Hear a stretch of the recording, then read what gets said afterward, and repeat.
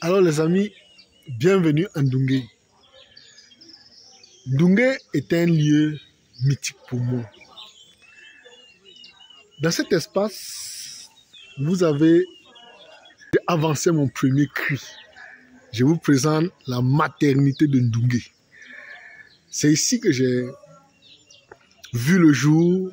C'est un endroit chargé d'histoire, un endroit toujours émotif. À chaque fois que j'arrive à Ndunge, je fais l'effort de venir voir où j'ai avancé mon premier cri, où l'air m'a touché pour la première fois. Je suis toujours ému chaque fois que j'arrive ici. Parce que je m'imagine, peut-être aujourd'hui je suis Coach Ben, je suis Ernest Chakonte, je suis tout, mais on est passé par ici. Tout fragile, je m'imagine, tout fragile, tout délicat, tout petit, tout minuscule même, en train de pleurer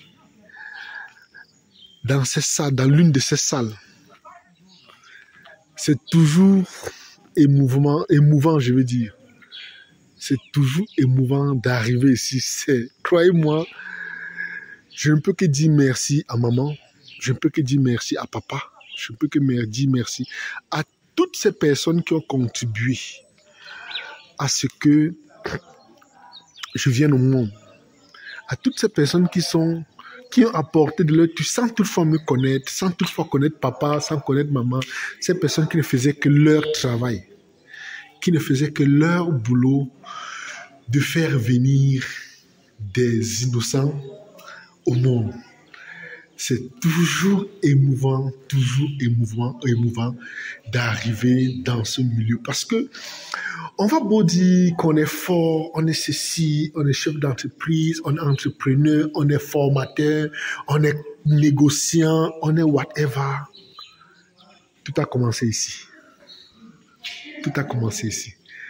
C'est émouvant, je vous assure. Ça fait chaud au cœur. Savoir que hier, nous étions ici, tout comme ceux qui sont là aujourd'hui, tout naïfs, ils ne savent pas ce qui se passe autour d'eux. C'est émouvant. Hier, j'étais ici, en fait. Aujourd'hui, je suis ailleurs, mais je viens d'ici. Malheureusement, loin de toute émotion, je suis choqué. Je suis choqué, peiné. J'ai mal au cœur. J'ai extrêmement mal au cœur parce qu'il faut le dire, j'ai fréquenté également ici à Ndunge. Je me rappelle de ma jeunesse.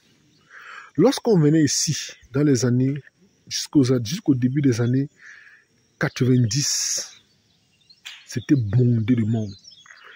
Toutes ces côtes, ces séchoirs étaient bondées de couches. Tout était bondé.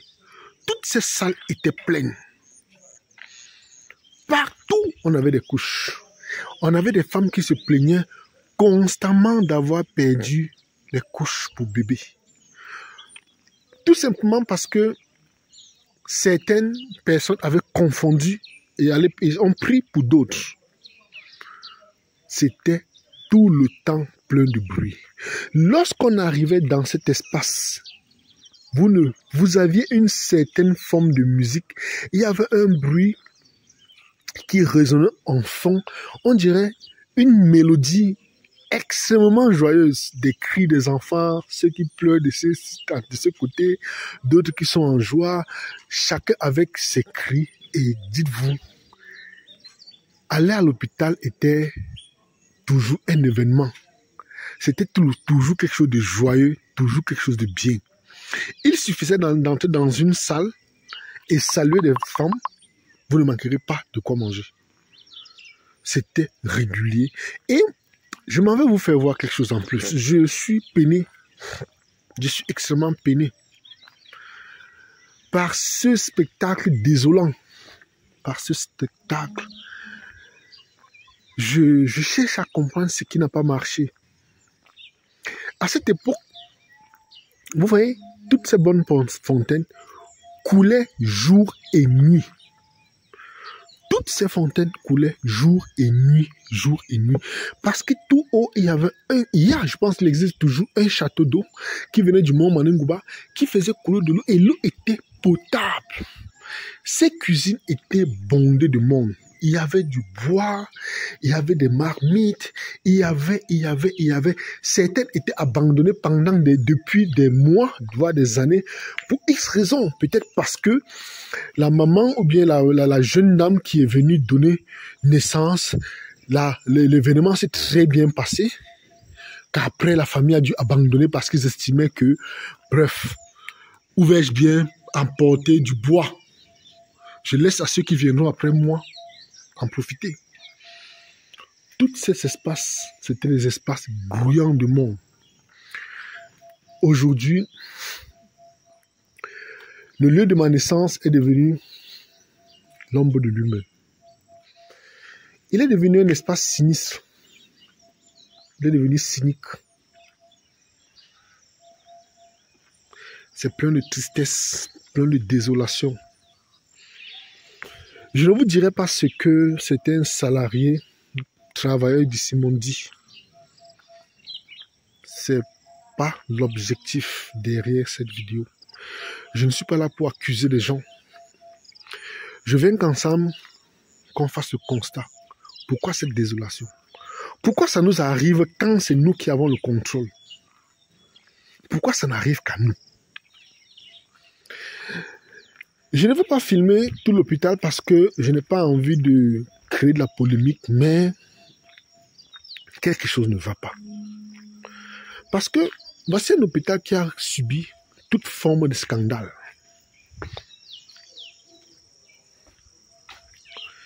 On a des médecins qui sont arrivés par ici.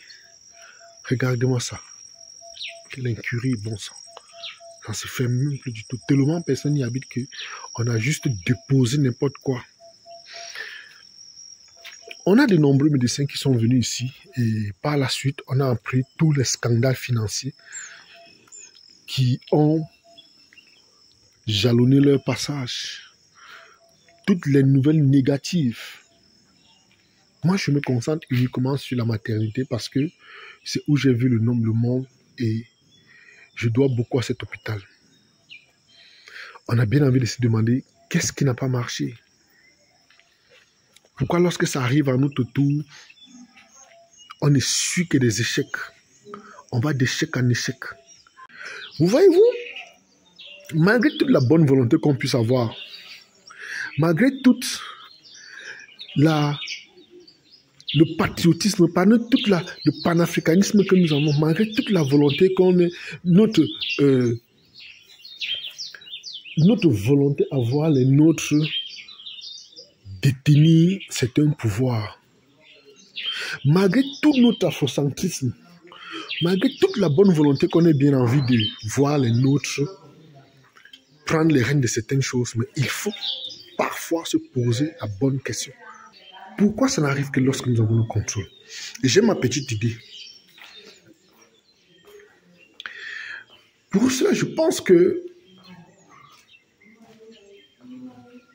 on dira certainement que le noir est ceci, le noir est cela, le noir est comme ci. Mais nous péchons en recopiant uniquement le mauvais côté du colon.